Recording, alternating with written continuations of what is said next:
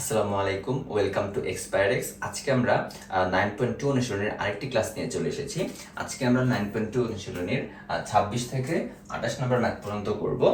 আশা করি এর আগে আমরা যে ক্লাসগুলো দিয়েছি সেই ক্লাসগুলো অবশ্যই করবে, কেননা আগের ক্লাসগুলো না করলে তুমি এই ক্লাসটি বুঝতে পারবে না। সো অবশ্যই আজকের ক্লাসটি বোঝার জন্য আগের ক্লাসগুলো দেখা অনেক বেশি প্রয়োজন। আমরা 9.1 শেষ করেছি এর আগে এবং 9.2 এর বেসিক থেকে আলোচনা করে প্রত্যেকটি ম্যাথ আমরা করিয়ে দিয়েছি। সো 9.1 এবং 9.2 এর প্রত্যেকটা বেসিক ক্লাস এবং ম্যাথ ক্লাসগুলো করে দেন এই ক্লাসটিতে তোমরা করবা। সো আজকে আমরা যদি ম্যাথটি শুরু করি, তাহলে আমাদের প্রথমে যে ম্যাথটি রয়েছে সেটি হচ্ছে 26 নম্বর ম্যাথ। 26 নম্বর ম্যাথে রয়েছে tan square theta minus 1 plus √3 into tan theta plus √3। তাহলে আমরা আগে এই জিনিসটাকে এটার সাথে গুণ করে দিই। তাহলে এটা tan স্কয়ার থিটা যেমন ছিল তেমনই থাকবে, minus tan theta minus √3 tan theta plus √3। এখন আমরা এটাকে এই পাশে আনবো যাতে আমরা কমন নিতে পারি। tan square theta minus √3 tan theta minus tan theta plus √3। ওকে, আচ্ছা, আমরা এখন কমন নেব, কমন নিয়ে থিটার ভ্যালু বের করব। এটাই আমাদেরকে এই ম্যাথে বের করতে বলছে। তো আমরা এখন tan থিটা এখানে কমন নিতে পারি। তাহলে tan থিটা যদি কমন নেই, তাহলে এখানে থাকে tan থিটা মাইনাস √3। ওকে, আচ্ছা, এখানে আমরা কি কমন নিতে পারি? আমাকে এটার মতো এখানে একটা আনতে হবে। সো আমরা এখানে নিতে পারি -1। -1 কমন নিলে এটা tan থিটা হয়ে যায় এবং এটা মাইনাস √3 হয়ে যায়। ওকে, আচ্ছা, তাহলে আমরা নিতে পারি এখানে tan থিটা মাইনাস 1 এবং tan থিটা মাইনাস √3। ওকে, তাহলে আমরা এখানে দুইটা থেকে আমরা আমাদের থিটার মান, থিটার ভ্যালু বের করব। তাহলে tan থিটা মাইনাস 1 0 হলে tan থিটা 1 আমরা জানি tan থিটা 1 হলে থিটার ভ্যালু হচ্ছে tan 45 ডিগ্রি। 45 ডিগ্রি। ওকে, এখন আমরা tan theta tan theta minus √3 0, tan theta √3। তাহলে tan √3 এর ভ্যালু কত আমরা জানি। tan √3 এর ভ্যালু হচ্ছে tan থিটা হচ্ছে যখন আমরা tan এর যে ভ্যালুর জন্য আমরা √3 পাই সেটা হচ্ছে যে আমরা যখন tan 30 ইউজ করব তখন আমরা পাই 1/√3 এবং tan 60 যখন ইউজ করি তখন আমরা পাই √3, শুধুমাত্র √3 পাই। তাহলে থিটার ভ্যালু হচ্ছে 60 ডিগ্রি। ঠিক আছে, এটা খুবই সিম্পল একটা ম্যাথ, এখানে অত বেশি কমপ্লিকেশন নাই। শুধুমাত্র তুমি গুণ করে আমরা জাস্ট কমন নিয়ে আমরা থিটার ভ্যালুটা পেয়ে গিয়েছি খুবই ইজিলি। এখন আমরা 27 নম্বর ম্যাথটা করব। 27 নম্বর ম্যাথে বলা আছে যে 3 cot square 60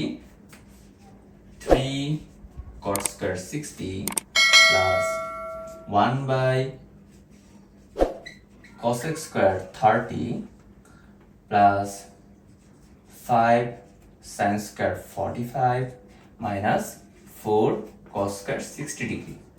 ওকে, 3 cot square 60, তার মানে আমাকে দেখতে হবে যে tan 60 এর ভ্যালু কত। tan 60 এর যত ভ্যালু সেখান থেকে আমি যদি উল্টো করে দিই তাহলে আমি পাবো cot 60 এর ভ্যালু। তাহলে tan 60 এর ভ্যালু হচ্ছে √3, তাহলে cot 60 এর ভ্যালু হবে 1/√3। 1/√3 হোল স্কয়ার হলে তাহলে এটা থেকে যায় 1/3 প্লাস 1/4 cosec square 30। আমরা জানি sin 30 এর ভ্যালু হচ্ছে 1/2।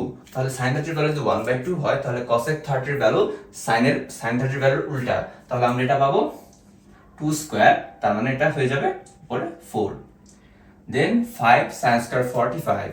তাহলে আমরা জানি যে sin 45 এর ভ্যালু হচ্ছে 1/√2। তাহলে এটা হয়ে যাবে 5 স্কয়ার করে দিলে 1/√2 কে 2 হয়ে যাবে, মাইনাস 4 cos square 60। তো এখানে -4 এবং cos square 60 এর ভ্যালু আমরা জানি যে 1/2 cos 60 এর ভ্যালু। তাহলে এটা আমরা যদি স্কয়ার করে দিই তাহলে হয়ে যায় 1/4। তাহলে এখানে 3 3 কাটা, 4 4 কাটা, 4 4 কাটা, তাহলে এখানে 1 প্লাস 1 প্লাস 5/2 মাইনাস 1, তাহলে 1 1 কাটা, তাহলে 1 প্লাস 5/2 টা থাকে, তাহলে 2 প্লাস 5/2 7/2, এটাই হচ্ছে আমার কাঙ্ক্ষিত অ্যান্সার। এটা আমাকে বের করতে বলছে যে এটার মান নির্ণয় করো।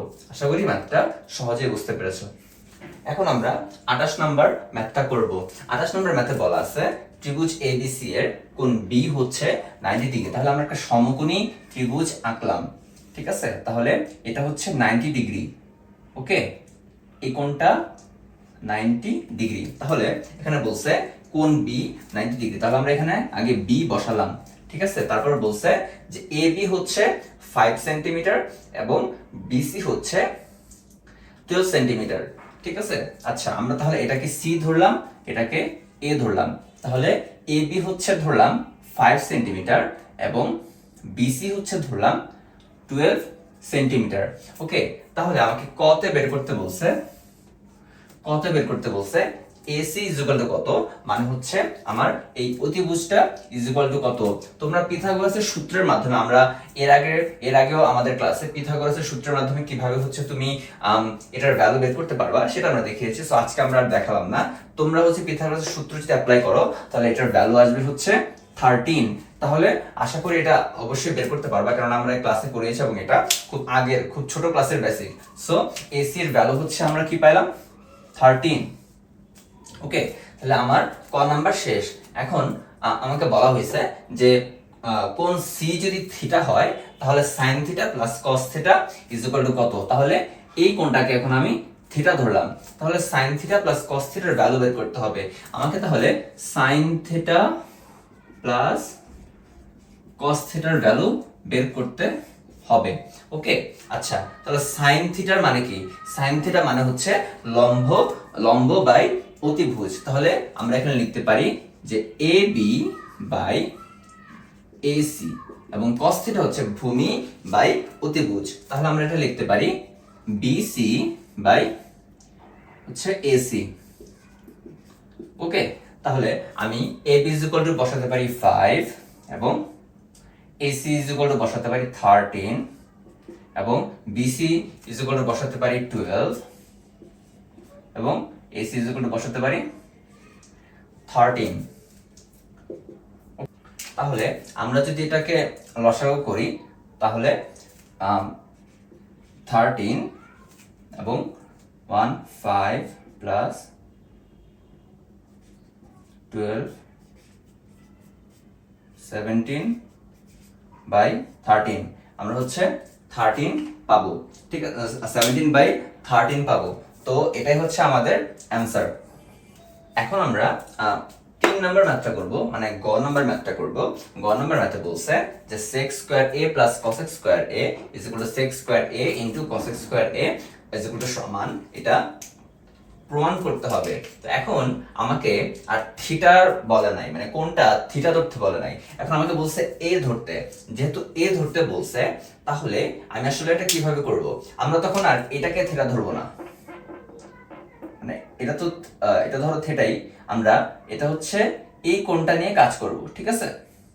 আমরা এই কোণটা নিয়ে কাজ করব। এই কোণটা নিয়ে যদি তাহলে কাজ করি তাহলে আমার, যখন আমি এই কোণটা নিয়ে কাজ করতেছিলাম তখন আমার হচ্ছে লম্ব ছিল এটা, আমি যখন এই কোণটা নিয়ে কাজ করব তখন আমার হচ্ছে লম্ব হয়ে যাবে এটা এবং এটা হয়ে যাবে হচ্ছে ভূমি। তাহলে এটা তাহলে ভূমি হয়ে যায় এবং এটা হয়ে যায় লম্ব। তাহলে আমি যদি sec square a plus cos square a এর ভ্যালু বের করি লেফট হ্যান্ড সাইড, তাহলে sec স্কয়ার a, sec মানে হচ্ছে cos এর উল্টা, তাহলে আমার হচ্ছে sec এর ভ্যালু হবে অতিভুজ বাই ভূমি। তাহলে এখানে ভূমি কোনটা? এখানে ভূমি হচ্ছে 5 এবং অতিভুজ হচ্ছে 13। তাহলে অতিভুজ হচ্ছে AC, অতিভুজ বাই যেহেতু ভূমি, AC স্কয়ার প্লাস হচ্ছে আমার AB স্কয়ার এবং cosec হচ্ছে sin এর উল্টা, তার মানে এটা হবে অতিভুজ বাই লম্ব। এখানে লম্ব হচ্ছে 12 মানে BC এবং অতিভুজ হচ্ছে AC, তাহলে AC square plus BC square. Okay, তাহলে AC এর ভ্যালু হচ্ছে 12 স্কয়ার এবং AB এর ভ্যালু হচ্ছে 5 স্কয়ার। তারপর হচ্ছে এখানে AC এর ভ্যালু AC হচ্ছে 13 স্কয়ার প্লাস 5 স্কয়ার, আর এখানে হচ্ছে AC 13 স্কয়ার বাই 12 স্কয়ার। ঠিক আছে, তাহলে এখানে থাকে 169, এখানে থাকে 25 প্লাস এখানে থাকে 169 144। এটা ক্যালকুলেশন করলে 7 পয়েন্ট সামথিং আসবে, 7.9 সামথিং আসবে। তো তোমরা এটা ক্যালকুলেট করে নিবা। এবং এরপরে হচ্ছে আমরা রাইট হ্যান্ড সাইড দেখব। ঠিক আছে, তো রাইট হ্যান্ড সাইডে যদি আমি সেম ভাবে sec স্কয়ার a এবং cos x স্কয়ার এর ভ্যালু বসাই, তাহলে দেখবা যে দেখো রাইট হ্যান্ড সাইডে মানে এইটার যে এক্সাক্ট ভ্যালুটা, এটারও সেম এক্সাক্ট ভ্যালু আসবে। কিভাবে দেখো, sec স্কয়ার a, তাহলে আমরা কি জানি sec স্কয়ার হচ্ছে 13/5 হোল স্কয়ার এবং 13/12 হোল স্কয়ার। এটারও ভ্যালু হচ্ছে 7.9 সামথিং, আসলে 7.92 বা 93 সামথিং আসবে। সো দুইটাই হচ্ছে সমান, তাহলে left hand side is equal to right hand side. আশা করি এই ম্যাথটা বুঝতে পারছো। এই ম্যাথের মেইন কনসেপ্ট হচ্ছে এখানে sec স্কয়ার a এবং cos x square a, sec square a into cos x square a বলছে। তার মানে আমাকে এই কোণটা ধরতে হবে। এই কোণটা যখন ধরতে হবে তখন আমার লম্ব এবং ভূমি হচ্ছে উল্টে যাবে। যখন আমি এটাকে থিটা ধরি তখন হচ্ছে লম্ব হয় এটা, ভূমি হয় এটা, বিকজ এখানে এই বাহুটা চেঞ্জ হয়ে যায়। আবার এখানে যদি আমি যখন এ ধরি তখন হচ্ছে আমি আমার ভূমি হয় হচ্ছে লম্ব হয় হচ্ছে এটা এবং ভূমি হয় হচ্ছে এটা সন্নিহিত বাহুর কারণে। সো আলটিমেটলি আশা করি এই বেসিক থেকে ম্যাথটি তোমরা করতে পারবে এবং আশা করি আজকের ম্যাথগুলো তোমরা বুঝতে পেরেছো। এবং পরবর্তী ক্লাসে আমরা বাকি যে ম্যাথগুলো রয়েছে সেই ম্যাথগুলো শেষ করব। সো এতক্ষণ এক্সপেরিয়েন্সের সাথে থাকার জন্য অসংখ্য ধন্যবাদ।